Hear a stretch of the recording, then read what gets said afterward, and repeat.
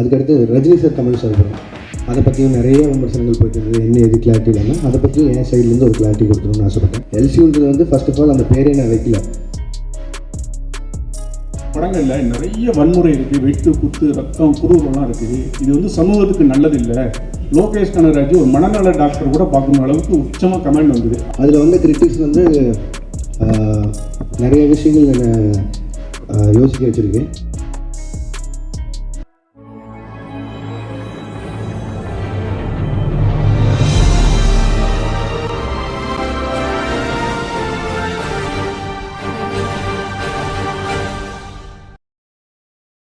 எல்லாருக்கும் வணக்கம். முதல்ல எல்லாருக்கும் குடியரசு தின நல்வாழ்த்துக்கள். சுதர்ஷன் சொன்ன மாதிரி அப்படி ஒன்றும் பயங்கரமான ஒரு ப்ரெஸ் மீட்டோ அந்த மாதிரிலாம் ஒன்றும் இல்லை. எனக்கு இந்த கூலி ரிலீஸ்க்கு அப்புறம் உங்களை யாரையுமே சந்திக்கல. யூஸ்வலாக ஒரு படம் ரிலீஸ் ஆனதுக்கப்புறம் ஏதோ தேங்க்ஸ் மீட்டோ சக்ஸஸ் மீட்டோ இல்லை ஏதோ ஒரு வகையில் சந்திச்சிருவேன். இந்த தடவை சந்திக்க முடியல. கிட்டத்தட்ட ஒரு 6 மாதம் ஆச்சுன்னு நினைக்கிறேன். அந்த நீலம் பண்பாட்டு மையம் போகும்போது அப்பவும் பேசணும்னு நினச்சேன். பட் ஆனால் கொஞ்சம் அவசரமாக போக வேண்டியிருந்ததால் அப்பவும் சரியாக பேச முடியல. ஸோ அடுத்த படத்துக்கு மூவ் ஆகிறதுக்குள்ளே என் சைட்லேருந்து ஒரு 2-3 விஷயம் நிறைய இந்த சோஷியல் மீடியாவில் போயிட்டு இருந்தது. அதுக்கு நான் அட்ரஸ் பண்ணணும்னு நினச்சேன். ஸோ அதுக்காக தான். ஸோ முதல்ல கூலியிலேருந்தே ஆரம்பிச்சுதான் நினைக்கிறேன். முதல்ல மக்களுக்கு நன்றி. 35 நாள் கிட்ட கூலி தியேட்டரில் ஓடிச்சுன்னு நினைக்கிறேன். நான் வசூல் அதை பற்றி பேச விரும்பல. ஒரு லாபகரமான படம்னு சன் பிக்சர்ஸ் சொன்னாங்க. அண்ட் 1000 விமர்சனங்களை தாண்டி அந்த படம் 35 நாள் ஓடினதுக்கும் இல்லை இவ்வளோ தூரம் வசூல் பண்ணதுக்கும் மக்களுக்கு மிகப்பெரிய நன்றி. அண்ட் பத்திரிகையாளர்களுக்கு நன்றி. அண்ட் யூடியூபர்ஸ் எந்தெந்த வகையில் அந்த படத்தை பற்றி பேசினாங்களோ, மீன் கிரியேட்டர்ஸ், ரிவ்யூவர்ஸ், கிரிட்டிக்ஸ் எல்லாருக்குமே ஒரு மிகப்பெரிய நன்றி. அதில் வந்து கிரிட்டிக்ஸ் வந்து நிறைய விஷயங்கள் என்னை யோசிக்க வச்சுருக்கு. எப்படின்னா, ஸோ இதுதான் எங்கிட்ட எதிர்பார்க்குறாங்க, இந்த மாதிரி கதை சொல்கிறது தான் எதிர்பார்க்குறாங்கிறது வரைக்கும் நிறையா விஷயம் நானும் அது லேர்னிங்காக எடுத்திருக்கேன். அண்ட் அதை என்னோடய அடுத்தடுத்த படங்களில் அவ்வளோ தூரம் விமர்சனங்கள் இல்லாத படங்களை தர முயற்சி செய்வேன். நன்றி. அண்ட் அதுக்கடுத்து ரஜினி சார் கமல் சார் படம், அதை பற்றியும் நிறைய விமர்சனங்கள் போயிட்டு இருந்தது. என்ன எது கிளாரிட்டி இல்லாமல் அதை பற்றியும் என் சைட்லேருந்து ஒரு கிளாரிட்டி கொடுக்கணும்னு ஆசைப்பட்டேன். கூலி ரிலீஸ் ஆகிற டைமில் 2 பேருமே மீட் பண்ணேன். அண்ட் 2 பேருமே இந்த மாதிரி ஒரு படம் பண்ணலான்னு சொன்னாங்க. எனக்கு அது மிகப்பெரிய ஆப்பர்ச்சுனிட்டி. கிட்டத்தட்ட 46 வருஷம் கழிச்சு 2 பேரும் ஒன்று சேர்றாங்க அப்படின்னா, அவங்க வந்து என்னை டைரக்ட் பண்ண சொல்லி கேட்டதே எனக்கு பெரிய விஷயமா இருந்தது. ஆனால் எனக்கு அப்போ கைதி 2 இருந்தது. கைதி 2 தான் என்னோட இமீடியட் நெக்ஸ்ட் ஃபிலிமாக இருந்தது. பட் ஆனால் இந்த ஆப்பர்ச்சுனிட்டி மிஸ் பண்ண முடியல. ஸோ அதனால் நான் ப்ரொடக்ஷன் சைடில் சொல்லிவிட்டு நான் இந்த படம் முடிச்சுட்டு வந்துடுறேங்க, எனக்கு திருப்பி இப்படி ஒரு ஆப்பர்ச்சுனிட்டி கிடைக்காதுன்னு சொல்லிட்டு நான் வந்துட்டேன். ஒரு 1.5 மாதம் சின்சியராக எழுதினேன். முடிஞ்ச அளவுக்கு ட்ரை பண்ணேன் 2 பேரையும் வச்சு ஒரு படம் பண்ணுறதுக்கு. 1.5 மாதம் கழித்து நேரில் போய் மீட் பண்ணி 2 பேருக்கும் தனித்தனியாக நரேஷன் போச்சு. 2 பேரும் ஈக்குவலாக எக்ஸைட் ஆனாங்க கதை மேலே. பட் ஆனால் என்னென்னா, 2 பேரும் நிறைய ஆக்ஷன் ஃபிலிம்ஸ் கண்டினியூஸாக பண்ணிகிட்ருக்காங்க. ஜெயிலர் 2 வரைக்கும் ரஜினி சார் ஆகட்டும், இப்போது கமல் சாரோட அடுத்த அன்புரி மாஸ்டர் டைரெக்ஷனில் வர படமாகட்டும். ஸோ எல்லாமே ஹெவி ஆக்ஷனாக இருக்குது. திரும்பவும் கேப் இல்லாமல் இன்னொரு ஆக்ஷன் போகணுமாங்கிறது அவங்களுக்குள்ள ஒரு கேள்வியாக இருந்து, அண்ட் 2 பேரும் ஒரு லைட் ஆர்டட் ஃபிலிமாக எதிர்பார்த்துட்டு இருக்காங்கிறது தான் எனக்கு அது மூலிமா தெரிஞ்சு 2 பேரும் சொன்னாங்க. பட் லைட் ஆர்டட் ஃபிலிம் எனக்கு பண்ண வராது. அண்ட் அதை நான் ஜெனுனாக சொல்லிட்டு வெளில வந்துட்டேன். பட் ஆனால் நான் இப்போது சொல்லிட்டு போனதுக்கப்புறம் எப்போ திருப்பி வருவேன்னு தெரியாது கார்த்தி சாருக்கும் அவங்க டீமுக்கும். ஸோ அதனால் அவருக்கு கைதி 2 இருந்த ஸ்லாட்டுக்கு இன்னொரு டைரக்டர் கொடுத்தாரு. இதுதான் ஆக்சுவலாக நடந்தது. அண்ட் அந்த கேப்பில் வேறு என்ன பண்ணலாம் அப்படின்னு யோசிக்கும்போது மைத்ரி பிக்சர்ஸ் வந்து அவங்க எனக்கு கிட்டத்தட்ட ஒரு 6 இயர்ஸ் முன்னாடியே ஒரு அட்வான்ஸ் கொடுத்துருந்தாங்க. சரி, அந்த கமிட்மெண்ட்டை கிளியர் பண்ணிடலான்னு யோசிக்கும்போது எனக்கு அல்லு அர்ஜுன் சார் ரொம்ப பிடிக்கும். ஒரு 3-4 வருஷமாக பேசிகிட்டு இருக்கோம் ஏதோ ஒரு படத்தில் கொலாப் பண்ணலான்னு. ஸோ இது எல்லாமே சேர்ந்து அமைஞ்சு வந்த மாதிரி இருந்தது. ஸோ இந்த கேப்பை யூஸ் பண்ணி இப்படி ஒரு படம் பண்ணிட்டு வந்தலான்னு யோசிச்சது தான். அதுவும் நிறையா சம்பளம் கேட்டேன், அதனால் கைதி 2 பண்ணல அப்படிலாம் போட்டுதான். அப்படிலாம் இல்லை, சம்பளம்ன்றது உங்களுக்கு தெரியும். மார்க்கெட்டும் ப்ரொடியூசரும் நிர்ணயிக்கிறதா. நான் எவ்வளோ டிமாண்ட் பண்ணாலும் நம்ம படம் என்ன பண்ணியிருக்கோம் அதுக்கு தகுந்த மாதிரி தான் நம்ம சம்பளமும் இருக்கும். ஸோ அந்த ஒரு விஷயம் கிளியர் பண்ண நினச்சேன். லாஸ்ட் வீக் அவங்க எல்லோரையும் மீட் பண்ணி பேசிட்டேன். ஸோ என்னோடய அடுத்த படம் கைதி 2 தான் இருக்கும். அது ஏன் நான் ரொம்ப சால்ட்டாக சொல்கிறேன்னா, அந்த எல்சியூ இல்லை, எல்சியூ க்ளோஸ் ஆகிடுச்சு அதெல்லாம் போட்டிருந்தாங்க. அது வந்து ஜி ஸ்குவாட் இல்லை. ஜி ஸ்குவாட் க்ளோஸ் பண்ணுறேன்னா நான் க்ளோஸ் பண்ணிடலாம். எல்சியூன்றது வந்து ஃபர்ஸ்ட் ஆஃப் ஆல் அந்த பேரே நான் வைக்கல. அது வந்து ஃபேன்ஸாக அவங்க தெரியல எல்சியூன்னு ஒரு நாள் சொன்னது, நான் அதை ஃபாலோ பண்ணிருக்கேன். ஸோ அதை டக்குன்னு நான் ஒருத்தர் மட்டும் முடிவு பண்ணி இல்லை எல்சியூவில் படம் வராது அப்படிலாம் சொல்ல முடியாது. கைதி 2 ஆகட்டும், விக்ரம் 2 ஆகட்டும், ரோலக்ஸ் இண்டிவிஜுவல் ஃபிலிம் ஆகட்டும், இதெல்லாம் என்னோடய கமிட்மெண்ட்ஸ். ஸோ இதை நான் பண்ணாமல் போக முடியாது. இது எல்லாமே என்னோடய கமிட்மெண்ட்ஸ். ஸோ அதனால் எல்சியூ மூடப்படல, திருப்பி ஓப்பன் ஆகும். இந்த அல்லு அர்ஜுன் சார் படம் முடிச்சோன்னே அது இப்போ தான் ஆக்சுவலி ப்ராப்பராக ஓப்பன் ஆகும்னு நினைக்கிறேன். அண்ட் அதுக்குள்ளே ப்ரொடக்ஷனில் பென்ஸ் இருக்குது, அதுவும் எல்சியூக்குள்ளே தான் வருது. ஸோ ஏதோ ஒரு பாயிண்டில் எல்சியூ சம்மந்தமான படங்கள் வந்துகிட்டே இருக்கும். அண்ட் இதுதான் மொத்த clarity. And Aamir Khan sir படத்தை பற்றியும் சொன்னாங்க. அமீர் கான் சார் நானும் ஒரு படம் பண்ணுறதா இருக்குது. அண்ட் இப்போவும் பேசிட்டு தான் இருக்கோம். இத்தனை கமிட்மெண்ட்ஸ் எனக்கு இருக்குது, அவருக்கும் நிறைய கமிட்மெண்ட்ஸ் இருக்குது. ஸோ அது எப்போன்னு தெரில, பட் ஸ்டில் அது பேசிகிட்டு இருக்கோம். அண்ட் அவ்வளோதான். இதுதான் நான் மேஜராக அட்ரஸ் பண்ணணும்னு நினச்சேன். ஏன்னா இது நான் ஒரு பாயிண்டில் பதில் சொல்லி ஆகணுன்ட்டே இருந்தது. ஏன்னா ஒரு சைடு 2 சைடில் எல்லா பக்கமும் பேசிட்டே இருக்காங்க. ஸோ என்னோடய சைட்லேருந்து ஒரு கிளாரிட்டி கொடுத்துட்டு நான் அடுத்த படத்துக்கு மூவ் ஆகணும்னு இருந்தது. ஸோ அதனால தான் இந்த press meet. And thank you so much எல்லோரும் வந்ததுக்கு. உங்களுக்கு எதாவது கேள்விகள் இருந்ததுன்னா கேட்கலாம்.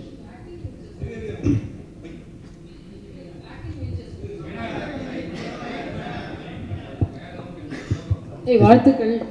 Thanks ma'am. ஆக்டிங் வெஞ்சர்ஸ் பற்றி பேசவில்லை. அதான் மேம் இப்போ தான் ஆரம்பிச்சிருக்கு, ஒரு 2 ஸ்கெடியூல் முடிஞ்சிருக்கு. அது அருண் பேசினா நல்லாயிருக்கும்னு நினைக்கிறேன், அதனால் நான் பேசுகிறேன்னு நினைக்கிறேன்.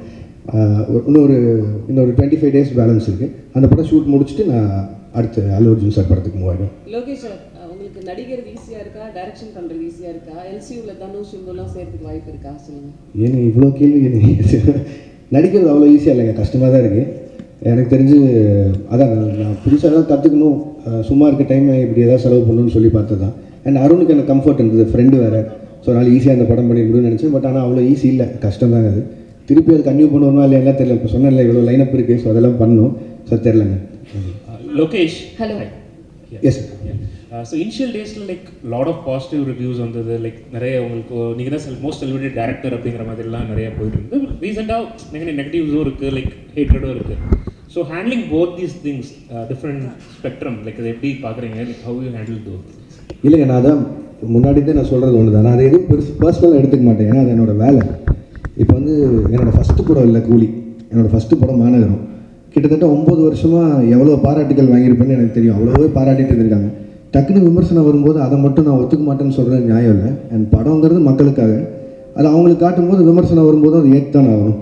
ஸோ அதனால் அதை நான் ஸ்பிட் பண்ணி பார்க்கல. அண்ட் ரெண்டாவது அதை நான் பர்சனலாக எடுத்துக்கல, அது ப்ரொஃபஷனாக மட்டும் வச்சுக்கலான் இருக்கேன். ஸோ அதனால் success and average and going back அது உண்மை தானே, எல்லாருக்குமே நடக்கிறது தானே. ஸோ அதனால் நான் பெருசாக எடுத்துக்கல. Thank you. Hello, hi sir. Bhuvanesh from the Hindu. You have a very loyal and passionate fan base, sir. அவங்க உங்களுக்கு கிரிட்டிசைஸ் பண்ணுறப்போ கூட it comes from a place of emotional investment that they have had over the years. இவ்வளோ படங்கள் பண்ணதுக்கப்புறம் how do you now define the relationship that you have with your audience? இல்லைங்க, அவங்க ஜெனுவனாக பேசுகிறதுல it is not just criticism, but அதில் ஏதோ ஒரு அக்கறை இருக்குதுன்னு நான் பார்க்குறேன். இப்போ நான் எக்ஸாம்பிளாக தான் சொல்கிறேன், ஒரு 10 ஃப்ரெண்ட்ஸ் இருக்காங்கன்னு வைங்களேன், அதில் எல்லாமே சரின்னு சொல்லிட்டு யாரோ ஒருத்தர் மட்டும் இல்லைனா நீங்கள் செய்கிறது தப்புன்னா அவன் உண்மையிலேயே ஃப்ரெண்டுன்னு நினைக்கிறேன். அந்த லாயல் பேஸ் ஆஃப் ஃபேன்ஸாக இருக்காங்கன்னு நான் நினைக்கிறேன். ஸோ அதனால் I'm very happy about that. Sir Akshay from the new Indian express. நீங்கள் ஒரு ஃபியூ இயர்ஸ்க்கு முன்னாடி வந்து சொல்லியிருந்தீங்க, இந்த மாதிரி எனக்கு ப்ராஜெக்ட்ஸுக்கு நடுவில் வந்து கொஞ்சம் ஸ்பேசிங் பண்ணணும், so that I can write அப்படின்ற மாதிரி சொல்லிட்டு. இப்போ நீங்கள் அடிஷ்னலாக வந்து ஆக்டிங்கும் பண்ணுறீங்க. So doesn't that defeat the purpose? இல்லைங்க, அப்படி பார்த்தா I can take lot of breaks. But பிரச்சனை என்னென்னா, இப்போ சொன்ன இந்த கமிட்மெண்ட்ஸ் எல்லாம் இருக்குல்ல, இது எல்லாமே ஒரு டைம் லைனில் இப்படி போகும்னு நினச்சி பண்ணுறோம். அது நடக்காமல் போகும்போது நம்மளுக்காக வெயிட் பண்ணுற ஹீரோஸ் இருக்காங்க, நமக்காக வெயிட் பண்ணுற ப்ரொடியூசர்ஸ் ஆகிடுறாங்க. ஸோ அதில் நிறைய அவங்களோட ஃபண்ட்ஸ் இன்வால்வ் ஆகுது. ஸோ என்னோடய பிரேக்ஸ் வந்து அதில் அப்படி ஆகாது. அண்ட் இது நான் மெயினாக பண்ணணும்னு நினச்சது காரணம் என்னென்னா, ஆஃப்டர் கூலி ஐ நோ ஐல் டேக் ஒரு 7-8 months பிரேக்குன்னு சொல்லி. ஸோ அந்த கேப்பில் ஒன்று பண்ணலான்னு யோசிக்கும் போது தான். அண்ட் அருண் எக்ஸ்பிளைன் பண்ணும்போதும் இந்த ஃபிலிமுக்கு ஒரு 60 days போதும் அப்படிங்கிற மாதிரி இருந்தது. ஸோ அதனால் என்னால் ஈஸியாக பண்ணிட முடியும். இது வேறு எங்கேயாவது ஒரு வெக்கேஷன் போகிறதுக்கு பதிலாக இதில் போனால் கொஞ்சம் அப்சர்வ் பண்ணலாம், கற்றுக்கலாங்கிற ஒரு பாயிண்ட் தான். பட் இப்போ நம்ம ஏற்கனவே எழுதி வச்சுருந்த கதைனா அவ்வளோ ஒர்க் பண்ண தேவையில்லை. ஐ மீன் மற்ற இப்போதைக்கு அது எவ்வளோ தூரம் கான்டெம்பரரி அடாப்ட் பண்ண முடியுமோ அதுக்கு மட்டும் பண்ணிட்டு போயிடலாம். புதுசாக போய் ஃப்ரெஷ்ஷாக ஒரு கதை எழுதணும்னா பிரச்சனை தான். ஸோ இந்த வயசில் ஓடி பார்த்தலாங்க தான். Lokesh sir, Yes, ma'am. yeah, Abhirami from Dinamalar. Hi, ma'am. First of all, thanks and appreciation for this clarification. ஏன்னா இந்த கிளாரிஃபிகேஷன் இல்லாமல் நிறைய உங்களை பற்றி போயிட்டே இருந்ததுங்க. Welcome ma'am. Thank you so much for that. இப்போ நீங்கள் ஆக்டிங்கில் மறுபடியும் இது டிரெக்ஷன் ஆக்டிங்க்கு வந்திருக்கீங்க. To you have any idea to extend this acting? ஏன்னா இப்போ 2 ஸ்கெடியூல் முடிச்சிருக்கேன்னு சொல்லியிருக்கீங்க. ஸோ திரும்ப ஆக்ஷன் பண்ணலாமா, நடிக்கலாமா, இல்லை நீங்கள் டைரக்ஷனுக்கே திரும்பி போயிடலாம் அப்படின்னு முடிவு? இல்லை மேம், திரும்பி போகிறதுக்கான விஷயமே இல்லை. இடையில ஸ்கூலில் லீவ் விட்ட மாதிரி தான், அந்த கேப்பில் ஓடி போய் நடிச்சுட்டு. பட் ஆனால் என் ப்ரொஃபஷன் டைரக்ஷன் தான் மேம், அதில் தான் இருக்க போகிறேன். இதே மாதிரி திருப்பி ஒரு 6 மாதம் படங்களுக்கு நடுவில் கேப் வந்து ஒரு சின்னதாக யாராவது ஒரு கதை எடுத்தால் நடிக்கலாமா. பட் இப்போதைக்கு அந்த எண்ணெல்லாம் இல்லைங்க. அருண் படம் முடிச்சுட்டு டைரக்ஷன் போகணும். Thank you ma'am. சார், அல்லு அர்ஜுன் படம் இரும்பு கை மாயா. சார், இரும்பு கை மாயாவை அந்த கதை தான் அல்லு அர்ஜுன் பண்ணுறேன். இல்லை சார், அது வந்து இப்போ தான் அனௌன்ஸே பண்ணியிருக்காங்க சார் அந்த படத்தை பற்றி. ரெண்டாவது அவங்க ப்ரொடியூசர் சார்பாக அவங்க சைட்லேருந்து வர அனௌன்ஸ்மெண்ட் வர வரைக்கும் பண்ணிருக்கலாம். இப்போதைக்கு ஒரு படம் பண்ணுறோம் சார். லோகேஷ் சார் இங்கே. Yes sir. சார், அதாவது கூலி படம் ரிலீஸ்க்கு முன்னால் நீங்கள் சில இன்டர்வியூஸ்லாம் கொடுத்தீங்க. அதை வந்து ஆடியன்ஸ் பாயிண்ட் ஆஃப் வியூவில் வந்து அது ஒரு எக்ஸாஜரேஷன்னு நினச்சிட்டு அதை பற்றி சோஷியல் மீடியாவில் வந்து உங்களை பற்றி நெகட்டிவிட்டியோடு பேச ஆரம்பிச்சாங்களான்ற மாதிரி தான் தோணுது. அது உண்மையிலே என்ன தான் நடந்துச்சு சார்? நீங்கள் சொன்னது என்ன, செஞ்சது என்ன, மக்கள் மத்தியில் எப்படி போய் சேர்ந்துச்சு சார்? இப்போ நான் சொன்னாலும் திருப்பி அதான் நடக்க போகுது சார். நான் வந்து ஒரு படத்தோட கலெக்ஷனை பேஸ் பண்ணி ஒரு படம் பண்ண முடியாதுங்கிறது அது என்னோட ஐடியாலஜி. சினிமாவை நான் 1000 கோடி சம்பாரிச்சு காட்டுறேன்னு ஒரு படம் எழுதவே முடியாது. நான் அதான் முன்னாடியும் சொல்கிறேன். பட் ஆனால் என்னென்னா, நம்ம டெக்னீஷியன்ஸும் நம்ம கூட இருக்கவங்க யார் எவ்வளோ சொன்னாலும் அவங்க அந்த படத்து மேலே இருக்க எக்ஸைட்மெண்ட், ரஜினி சார் மேலே இருக்க எக்ஸைட்மெண்ட், அவ்வளோ ஸ்டார்ஸை பார்த்த எக்ஸைட்மெண்ட்டில் இந்த 1000 கோடிங்கிற பிரச்சனையை ஆரம்பிச்சிடுவாங்க ஸ்டார்டிங்லேருந்து. இப்போ அதனால் 500 கோடிக்கு சம்பாரிச்ச படம் கூட இப்போ வந்து நான் பதில் சொல்கிறேன் அங்கே ஆயிடுச்சு. கிரிட்டிசிசம் அதெல்லாம் விட்டலாம். பட் ஆனால் கொடுத்த இன்டர்வியூஸுமே சரி, நான் அதை ரொம்ப ஸ்ட்ரெஸ் பண்ணியே சொல்லிட்டு இருந்தேன். இந்த மாதிரி 1000 கோடிங்கிறத ப்ரெஷரைஸ் பண்ண வேணாம், அப்படி ஒரு படமாக எக்ஸ்பெக்ட் பண்ணாதீங்க. ஒரு commercial film Rajini sir enjoy பண்ணுற மாதிரி ஒரு படம் இருக்கும் தான் நான் முன்னாடி இருந்து எல்லா இன்டர்வியூலையும் சொன்னேன். பட் எனக்குமே வந்து ஏதோ ஒரு பாயிண்டில் ஒரு டிரான்ஸ்பரன்சி, ஒரு அளவை மெயின்டைன் பண்ணுங்கிறது நான் இந்த படத்துலேருந்து என்னோடய லேர்னிங்காக இருக்க போகுது. ஏன்னா எவ்வளோ பேசினா போதும். ஏன்னா நான் ரொம்ப கனெக்ட் ஆகி நிறையா ஃப்ரெண்ட்ஸோடு உட்காந்து பேசுகிற மாதிரி பேசிடுறேன். அது வந்து ரொம்ப எக்ஸாஜரேட் ஆன மாதிரி ஆகிடுது. ஸோ படம் ரிலீஸ்க்கு அப்புறம் அதுவே எனக்கு பேக் ஃபயர் ஆகிற மாதிரி ஆகிடுது. ஸோ நான் இதுக்கு மேலே வரும்போது கொஞ்சம் டிரான்ஸ்பரன்சி மெயின்டைன் பண்ணிக்கணும்னு நினைக்கிறேன். சார், இதோட கண்டினியூஷனாக நான் கேட்குறேன். It is not only because of you. நீங்கள் ஒருத்தர் கோர்ஸ் இருந்து நிறைய செலிபிரிட்டிஸ்க்கு வந்து இந்த ஐடி விங் ஆட்டம் வச்சுருக்காங்க சார். They have a social media team ஆட்டம். அந்த டீமை அட்மினிஸ்ட்ரேட் பண்ணுறவங்க வந்து அவங்க போடக்கூடிய சில ட்வீட்ஸோ இல்லை சோஷியல் மீடியாவில் போடக்கூடிய பதிவோ இட் பிகம்ஸ் அ பேக் ஃபயர்ன்ற மாதிரி ஆகிடுது. ஏன்னா உங்களை பற்றி நீங்கள் சொல்லாதே எக்ஸாஜரேட் பண்ண மாதிரி ஒரு படம் வந்து உங்களன்னு சொல்லலை, இன் ஜென்ரல் நான் ஆஸ்கிங். ஒரு படம் ரிலீஸ்க்கு முன்னாடி இது வந்து 500 கோடி கலெக்ஷன் ஆகும், 1000 கோடி கலெக்ஷன் ஆகும்னு அந்த ஐடி விங் போடுறதுனால கடைசியில் அது வந்து 200 கோடி தான் ஆச்சா, அது அப்படியே ட்ராபேக் ஆகிடுது. அதை எப்படி பண்ணுறது சார்? அது நான் இதில் எப்படி சார் சொல்ல முடியும்? இது வந்து அது ஃபேன்ஸையும் நீங்கள் தடுக்க முடியாது. அண்ட் சோஷியல் மீடியா இன்றைக்கி உங்களுக்கு எவ்வளோ தூரம் தடுக்க முடியாத ஒரு சக்தி ஆகிடுச்சு. அதில் நீங்கள் ரிவ்யூஸோ எதுவுமே எல்லாமே அவங்களோட எண்ணம். அவங்க காசு கொடுக்குறாங்க, படம் பார்க்குறாங்க, எண்ணம் அதை பற்றி போடுறாங்க. அவங்களுக்கு இருக்கிற ஒரு படத்து மேலே இருக்க எக்ஸைட்மெண்ட்டை வச்சு போகிறாங்க. அவங்களுக்கு அந்த எக்ஸைட்மெண்ட் குறைஞ்சிருச்சுன்னா எங்களுக்கு இங்கே வேலையே இல்லை. ஸோ அதனால் அவங்க எக்ஸைட்டடாக இருக்கிறத நம்ம தப்புன்னு சொல்ல முடியாது. அட் த சேம் டைம் இது நீங்கள் சொன்ன மாதிரி இந்த ஐடி விங் வச்சு பேசி எனக்கு அதில் எப்படி நம்பிக்கை இல்லைன்னா, இல்லை எனக்கு புரியுது சார், எனக்கு புரியுது சார். ஒரு படம் நல்லா இருந்ததுன்னா யாருமே தடுக்க முடியாதுன்னு நான் நினைக்கிறேன். நான் அதை ரொம்பவும் நம்புகிறேன். நீங்கள் நான் உதாரணமாக மற்ற படங்கள் எடுக்காமல் என் படத்தை எடுக்கிறது. மாநகரம் ரிலீஸ் ஆகும்போது யாருக்குமே அங்கே அடையாளமே கிடையாது, சந்தீப் ரஜினி தான். பட் அந்த படத்தை கொண்டு போய் சேர்த்தது நீங்கள் தான். அன்றைக்கி 50 நாள் ஓடிச்சு. அப்போது அதுக்கு நல்லா இருக்குங்கிற மாதிரி தான் ஏதோ ஒரு நம்பிக்கையில் போய் அந்த படத்தை போய் பார்த்தாங்க. ஸோ அதனால் அதுக்கப்புறம் எல்லாரும் ஸ்டார்ஸ் கூடயும் வேலை செஞ்சுட்டேன். அவங்களோட போஸ்டர்ஸ் வச்சாலே படம் போயிடும். பட் ஆனால் யாருமே இல்லாமல் ஒரு போஸ்டரில் இருக்கும்போது கூட மக்கள் வந்து பார்த்தாங்க. ஸோ ஒரு படம் நல்லா இருக்குன்னா இது எதுவுமே தடுக்காதுங்கிறது நான் நம்புகிறேன் சாலிடாக. சார் லோகேஷ் சார், இப்போ உங்களோட ஃபியூச்சர் ப்ராஜெக்ட்ஸ் பற்றி நிறைய வந்துட்டுருக்கு செய்திகள். அப்படி ஒன்று வந்தது தான் ஹிந்திக்கு போய்ட்டு நீங்கள் அமீர் கானோட பண்ண போகிறீங்க அப்படின்னு சொல்லிட்டு, அது ஃப்யூச்சரில் மெட்டீரியலைஸ் ஆகிறதுக்கு வாய்ப்பு இருக்கா சார்? ஒரு 3-4 தடவை மீட்டிங் போச்சு. எனக்கு அவர் சின்ன வயசுலேருந்து ரொம்ப பிடிக்கும், அவர் பெரிய ஃபேன் தான். அண்ட் அவரும் வந்து என் ஒர்க் ரொம்ப பிடிச்சுன்னு சொல்லி தான் அவர் கூலிலேருந்து படம் பண்ணணும்னு பேசினார். பட் ஆனால் நான் சொன்னேன் சார், இங்கே இவ்வளோ கமிட்மெண்ட்ஸ் இருக்குது. அண்ட் சாருக்குமே அவருக்கும் நிறையா கமிட்மெண்ட்ஸ் இருக்குது. ஸோ இதே மாதிரி ஏதோ ஒரு டைம் லைனில் ஏதாவது மிஸ் மேட்ச் ஆகும்போதோ வேறு ஒரு டைம் கிடைக்குதோ அப்படிங்கிறத பார்த்து தான் சார் பண்ண முடியும். பட் ஆனால் we are talking sir. Sir எனக்கு எல்லா ஹீரோஸ் கூடயும் வேலை செய்யணும் சார், அவங்க எல்லாரும் கூடயும் பேசிட்டு தான் இருக்கேன். பட் ஆனால் டைம் லைன் தான் சார் பிரச்சனை. சார் இங்கே ஒரு சார் இங்கே சார் நீங்கள் டிசியில் பண்ணிகிட்டு இருக்கிறதா, டிசியில் இப்போ பண்ணிக்கிட்டு இருக்கீங்க. அதேமாரி ஜனநாயகன்லேயும் ரிப்போர்ட்டராக பண்ணிகிட்டு இருக்கீங்க அப்படின்றதும் தகவல் வந்துச்சு. அதை நீங்கள் எப்படி பார்க்குறீங்க? அதுக்கப்புறம் 2 கேள்வி ஆரம்பிச்சுக்கிறேன். இந்த சென்சார் இஷ்யூ கூலிலையும் ஏ சர்டிஃபிகேட் வந்திருந்தது, ஜனநாயகன்லையும் அது பாதிக்கப்பட்டிருக்கு. அது எப்படி சார் பார்க்குறீங்க இந்த 2 கொஸ்டின்?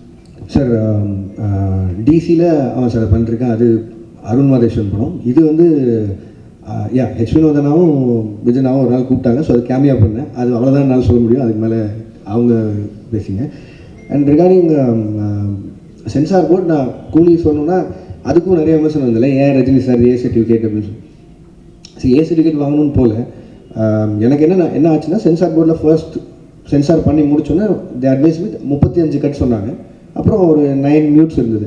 மியூட்ஸ் கூட ஓகே, எனக்கு பிரச்சனை இல்லைன்னு சொல்லிட்டேன். பட் 35 கட்டுங்கிறது வந்து என்னால் அன்றைக்கி ஏற்றுக்க முடியல. இப்போ படம் ரிலீஸ் ஆனதுக்கப்புறம் ஆல்ரெடி நிறைய இடங்கள் புரியலன்னு சொல்கிறாங்க. மேபி அது ஐல் டேக் த பிளேம். நிறைய இடத்துல நான் புரிய வச்சுருக்கணும். பட் ஆனால் அதையும் மீறி 35 கட் அப்படின்னா அது படமாகவே இருந்திருக்காது.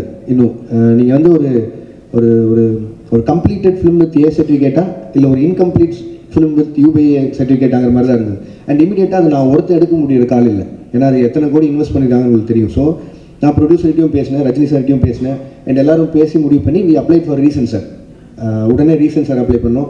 ரீசென்சாரில் அடுத்த பேனல் பார்த்துட்டு திருப்பியும் அதே 35 கட்டு அட்வைஸ் பண்ணாங்க. பட் அட்வைஸ் பண்ணுறதை தாண்டி ரீசென்சார் எனக்கு சொன்னது என்னென்னா, தீமேட்டிக்காகவே இது அதாவது பிணங்களை எரிக்கிறதும் இந்த மாதிரி பண்ணுறதுங்கிறதும் தீமேட்டிக்காகவே எனக்கு இந்த மாதிரி பண்ணணும். அண்ட் எங்களுக்கான ரிலீஸ் டைம் இருக்குது.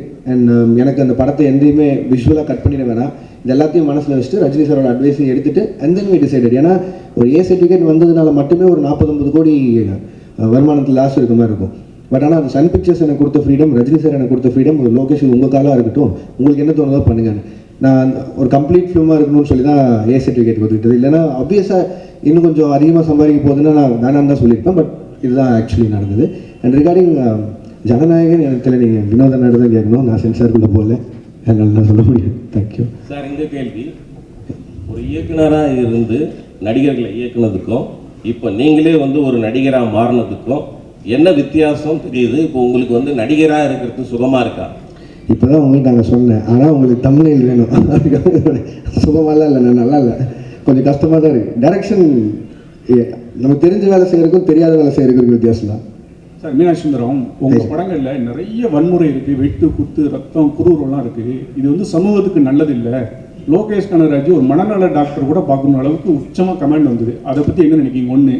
ரெண்டாவது, ஜனநாயகம், நீங்கள் மலேசியாலாம் போய் விஜய் சாருக்கு நிறைய சப்போர்ட் பண்ணீங்க, சினிமா வாழ்க்கைக்கு அண்ணன் நீங்கள். அடுத்து இந்த ஏப்ரல் மே பிரச்சாரத்துக்காக போவீங்களா? அந்த வகையிலும் சப்போர்ட் இருக்குமா? காலையில் நேரம் ஏன்னா சொல்லுங்கள். இல்லை, நான் அந்த வன்முறை இது வந்து ஆனால் இப்போ நான் வந்து ஒரு சினிமா டைரக்டர் ஆகணும்னு நினச்சி வரும்போது, நான் சின்ன வயசுலேருந்து என்ன படங்கள் பார்த்து வந்தனோ நான் ஒரு ஆக்ஷன் ஃபிலிம் டைரக்டர் ஆகணும்னு தான் வந்தேன். நான் தேவர் மகன் விருமாண்டியெல்லாம் பார்த்தா வந்தேன். நான் மனநல மருத்துவமனைக்கெலாம் போகல, நான் டைரக்டர் ஆகணும்னு முடிவு பண்ணி தான் இங்கே வந்தேன். அண்ட் இப்போ அதையும் தாண்டி இப்போது கில்பில் ஆகட்டும், வெளிநாட்டு படங்கள் பார்த்தா அதுக்கும் ஆஸ்கர்லாம் கிடைக்குது, அதாவது ஆக்ஷன் படங்களுக்கு. ஸோ இப்போ நம்ம இந்த இந்த ஜென்ரேஷனில் இருக்கவங்க எல்லாருமே கம்பேர் பண்ணுறதே வந்து கேம் ஆஃப் த்ரோன்ஸ் பார்க்குறாங்க, பிரேக்கிங் பேட், டெக்ஸ்டர் எல்லாத்தையும் பார்த்துறாங்க. ஸோ இதுவே 10 வருஷம் ஆயிடுச்சு இதெல்லாம் வந்து. அப்போ என்னென்னா அவங்க ஆன் பார் நாங்கள் பார்க்குற இந்த வெப் சீரிஸ் அளவுக்கு இருக்கா அப்படிங்கிறத கம்பேரிசன் வைக்கிறாங்க. அதுக்காக வைலன்ஸ் பண்ணி ஒரு படத்தை பண்ணுறது மட்டும்தான் ஹாலிவுட் லெவலுக்கு கம்பேர் பண்ணுறது நான் சொல்ல, அதையும் காரணமாக வைக்கிறாங்க. ஒரு 2.5 மணி நேரம் நீங்கள் தேட்டருக்குள்ளே வந்ததுக்கு நான் உங்களை என்கேஜாக வச்சுக்கணும்னு நினைக்கிறதே எனக்கு அவ்வளோ பெரிய சேலஞ்சாக இருக்குது. இதில் இந்த சோகால் வயலன்ஸ், நான் வயலன்ஸ்னே சொல்ல விரும்புகிறேன், அது ஒரு ஆக்ஷன் படம். நான் எப்படி ஜாக்கி சானை பார்த்தோம், எப்படி ப்ரூஸ்லி பார்த்தோம், அர்னால்டோ பார்த்தோம், அப்படிலாம் பார்த்தா வந்தோம். அதுக்கப்புறமா ரஜினி சார் பார்த்தோம், நம்மளே கமல் சார் பார்த்தோம், எல்லா ஆக்ஷனும் விஜயகாந்த் சாரோட பார்த்தோம், ஒன்று தேட்டரில் விடாமல் பார்த்தோம். இதெல்லாம் தான் ஒரு ஆக்ஷன் டைரக்டர் ஆகணும்னு மாற்றுறது. இது எப்படின்னா, இப்போ வந்து ஏதோ ஒரு பக்கம் பார்த்துட்டு இந்த மாதிரி நீங்கள் சொன்ன மாதிரி இன்ஃப்ளூயன்ஸாக இப்படி பண்ணுறாங்க அப்படின்னா, அது அவ்வளோ ஈஸியாக அப்படி சொல்லிட்டு கடந்து போகிற விஷயம் இல்லை தானே. ஒரு தப்பு நடக்குது, அதுக்கு இந்த டேரக்டரோட படம் தான் காரணம்னு சொல்லிட்டா அது அவ்வளோ ஈஸி இல்லை தானே. இப்போ எனக்கு ஒரு பொறுப்பு இருக்கணும்னு சொல்கிறீங்களே, இருக்குது, சமூக பொறுப்பு இருக்குது, ஓகே, நான் வயலன்ஸ் கம்மியாக பார்க்குறவங்களுக்கும் அந்த பொறுப்பு இருக்கணும் இல்லைண்ணே. அப்புறம் எதுக்கு நான் படிக்கிறோம், எதுக்கு இத்தனை பேர் அப்பா அம்மா வளர்த்து எவ்வளோ பேர்கிட்ட அட்வைஸ் கேட்குறோம், எல்லாருமே இருக்குல்ல. ஸோ அது ஈஸியாக கடந்து போகிற விஷயமே இல்லைன்ற. அதையும் மீறி உங்களை ஒரு சினிமா ஒரு 2.5 மணி நேரம் பொழுதுபோக்கு படம் உங்களை மாற்றுதுன்னா மனசார நம்ம எவ்வளோ வீக்காக இருக்கும். அப்போ நாளைக்கு எதில் வேணாலும் இன்ஃப்ளூயன்ஸ் ஆகும்ல, அது நம்ம தானே, நம்ம கையில் தானே இருக்குது. அதுக்கு அதை காரணம் காட்டிடக்கூடாதுன்னு சொல்கிறேன். 2 சைடும் பொறுப்பாக இருக்கணும்னு தான் நான் சொல்கிறேன். பிரச்சாரம் தான் இல்லைண்ணே, அரசியலுக்கு எனக்கு என்னென்ன சம்பந்தம். இப்போ தேவதாஸ் படம் பண்ணுறீங்க, தேவதாஸில் இந்த கெட்டப் தானா? ஏன்னா தேவதாஸ்னாவே தாடி வச்சுன்னு தான் வரணுமா? அதில் லோகேஷ் கனகராஜ் வந்து அது மாதிரி மென்ஷன் பண்ணுறாங்களா? அதுக்கப்புறம் வந்து நீங்கள் நடிக்க போகிறேன்னு சொன்ன பிறகு எந்தெந்த ஆக்டர் வந்து உங்களை வந்து நடிக்காத, நீ டைரக்டே பண்ணுன்னு சொன்னாங்க? ரஜினி சார், கமல் சார் என்ன சொன்னாங்க? இல்லைண்ணே, இந்த ஃபஸ்ட்டுக்கு லைன் ஆஃப் கேள்விக்கு வந்து அருண் தான் பதில் சொல்லணும். தேவதாஸ் தாடி வச்சிருக்கணுமா வச்சிருக்கூடாதா அதெல்லாமே அவன் தான் பதில் சொல்லணும். இது வந்து அவன் இப்படி வர சொன்னான், அதனால நான் எப்படி நடிச்சிருக்கேன், அவள் தான் என்னால் பதில் சொல்ல முடியும். அண்ட் இல்லைண்ணா, நான் ரஜினி சார்கிட்ட போகிறதுக்கு முன்னாடி அவர் தெரியும் நான் நடிக்கிறேன். நான் இப்போ கூலியிலேருந்து வரும்போது அவர் வாழ்த்துக்கள் தான் சொன்னார், கமல் சார் வாழ்த்துக்கள் தான் சொன்னார். அண்ட் நான் விஜயநாட்ட பேசினேன், அவர் வாழ்த்துக்கள் சொன்னார். அண்ட் சேது நான் மீட் பண்ணும்போது பேசினேன். அவங்க யாராவது அன்றைக்கி பார்க்குறோமோ அது மட்டும்தான் மீட் பண்ணி பேசணும். அண்ட் இன்னொரு கிளாரிட்டியும் கொடுக்கணும்னு நினச்சேன். நீங்கள் இந்த ரஜினி சார் கமல் சாரை பற்றி பேசினதை அவங்க 2 பேரை வந்து அன்ஃபாலோ பண்ணிட்டேன் ட்விட்டர்லேருந்து அப்படிலாம் சொல்லி நான் அவங்க 2 பேரும் எந்த இடத்துல இருக்காங்க, நான் அவங்க கூட ஒர்க் பண்ணதையே ஒரு பாக்கியமாக நினச்சிட்டு இருக்கேன். நான் ஒரு ஊர்லேருந்து வந்து 2 பேரையும் டைரக்ட் பண்ணிட்டேங்கிறத ஒரு 2 வருஷத்துக்கு முன்னாடி ஸ்க்ரால் பண்ணும்போது லைக் போட்டதுக்கே நான் எவ்வளோ பதில் சொல்கிறேன், தெரியாமல் லைக் பண்ணதுக்கு எவ்வளோ பதில் சொல்கிறேன்னு எனக்கு தெரியும். இன்றைக்கி தேதிக்கு